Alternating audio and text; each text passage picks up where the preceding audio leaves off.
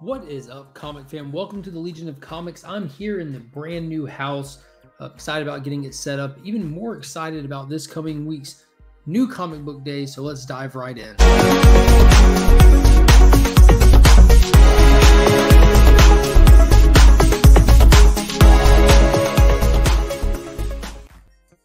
So this is a really exciting week, and what's different about this week, especially for me, is my pull list is not primarily DC, which most of the time it is.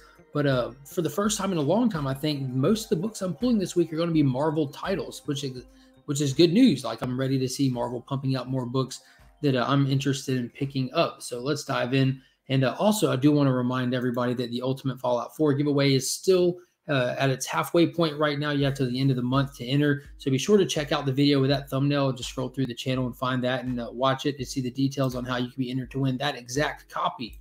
All right, so let's dive into it. The first book up this week is going to be Flash, issue number 783. And this is a Dark Crisis tie-in. We had issue 1 of Dark Crisis drop 2 weeks ago now.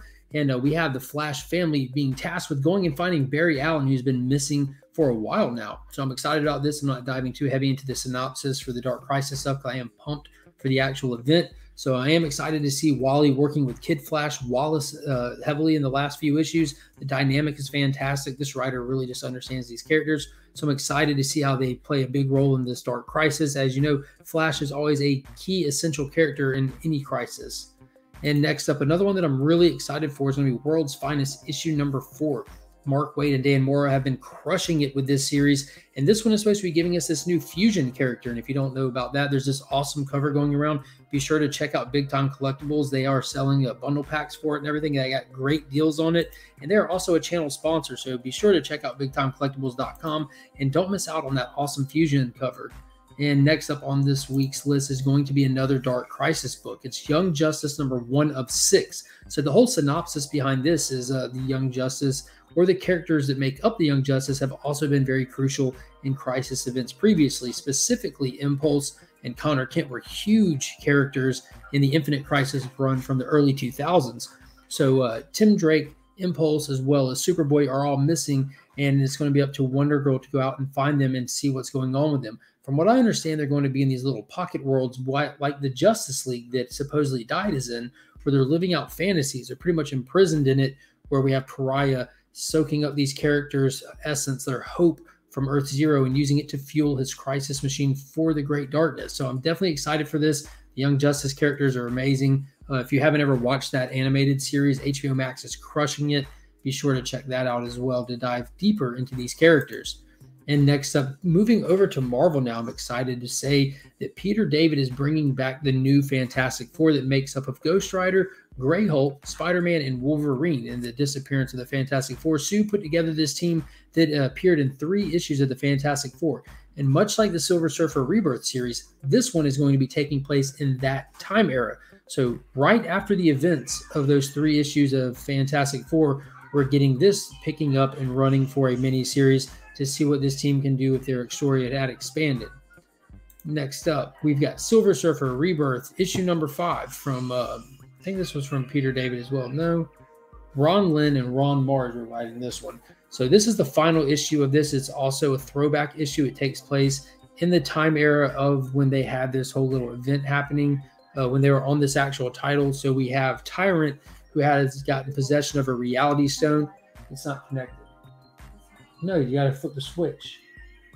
So you have Tyrant has a reality stone. He's been messing up all kinds of stuff. And Silver Surfer's actually teamed up with Thanos to try to make sense of what's going on and go stop him. We had Jack of Hearts reappear in this series. We hadn't seen him for a long time since his death in Avengers Disassembled, but he popped up in this series as well as the current She-Hulk series. So it's cool to get to see him as well. I'm excited to see how this plays out. And I'm glad that we have that new Fantastic Four kind of picking up with the essence that this title really kicked off with a few months ago.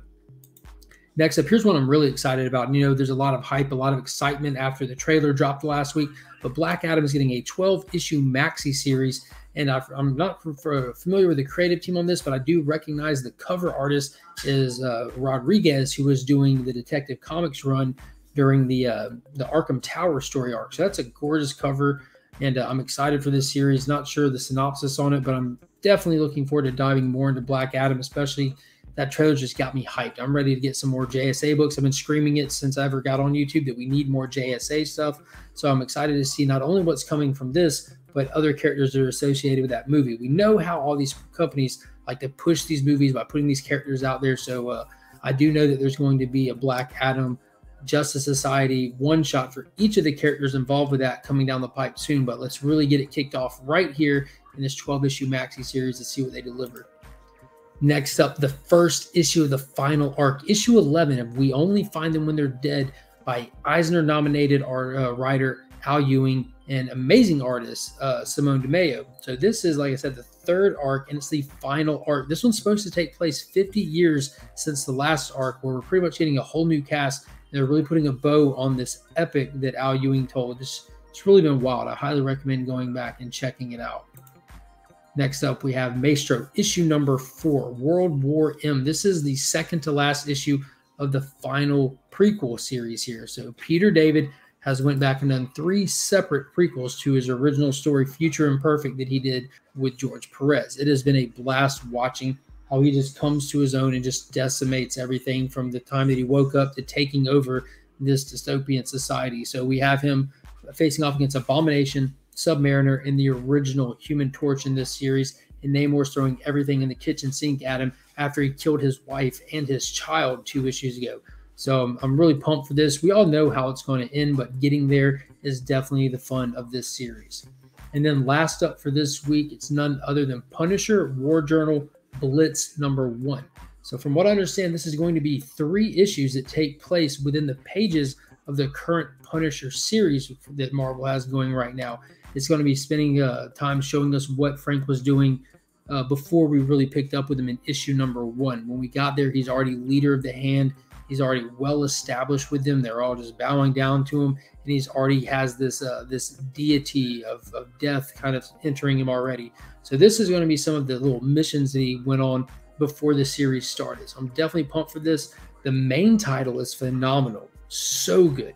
Now, this is not the same creative team. Obviously, this will be scripted out for whoever's working on it, but will it be able to deliver like the main title does? I mean, that's yet to be determined, but if it's anywhere near it, it's going to be amazing. So I'm really looking forward to this. Now, if you want to know what my top pick for this week is going to be and why, head over to the Comic Vets channel, give him a subscribe, and be sure to be on the lookout. Every Sunday, he posts a video that him and I do together where we give our top pick for this coming week and why you should consider picking it up, whether it be a great story, a spec potential, or just an amazing cover art. But either way, don't miss out on that.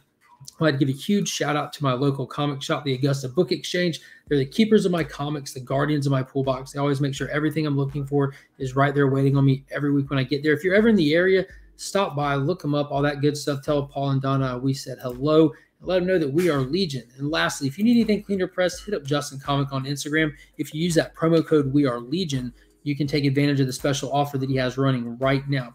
So that's going to be it for this Legion list. Those are the books that made it to my pool list this week. If I missed anything, if you think there's something that I just need to read, leave me a comment down below. Let me know what it is. Otherwise, join me every Sunday night where we go through all of these books, review them, spoil them, and so much more for the live show at week's end. And until next time, as always, I'm Mark, but we are Legion.